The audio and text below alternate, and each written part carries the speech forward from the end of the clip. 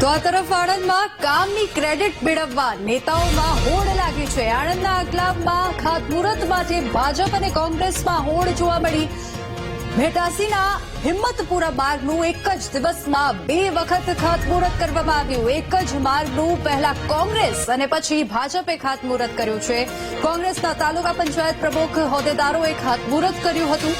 ભાજપના ગુલાબસિંહ પઢિયાર અને હોદ્દેદારોએ ખાતમુહૂર્ત કર્યું હતું અને એક જ દિવસમાં 2 વખત માર્ગનું ખાતમુહૂર્ત કરવામાં આવ્યું। પહેલા કોંગ્રેસ અને પછી ભાજપમાં રસ્તા પર આવી માર્ગનું ખાતમુહૂર્ત કરવા માટે ત્યાં પહોંચી અને કામની ક્રેડિટ લેવા માટે તમામ લોકો ત્યાં પહોંચ્યા। ભાજપ અને કોંગ્રેસમાં હોડ લાગી કામની ક્રેડિટ કે આ રસ્તાનું જે ખાતમુહૂર્ત છે તે આ પાર્ટીએ કરાવ્યું છે। પહેલા કોંગ્રેસ પહોંચી ગઈ અને પછી જ્યારે ભાજપને ખબર પડી તો ત્યારે ભાજપ પણ ત્યાં પહોંચી ગઈ અને બંને પાર્ટીઓ ત્યાં પહોંચ્યા। એક જ દિવસમાં એક જ રસ્તાનું ખાતમુહૂર્ત કરાવ્યું છે। વધુ વિગતો સાથે સંવાદદાતા ઘનશ્યામ ફોનલાઈન પર જોડાઈ ગયા છે। ઘનશ્યામ, એક જ દિવસમાં એક જ રસ્તાનું 2 વખત ખાતમુહૂર્ત કરવામાં આવ્યું છે।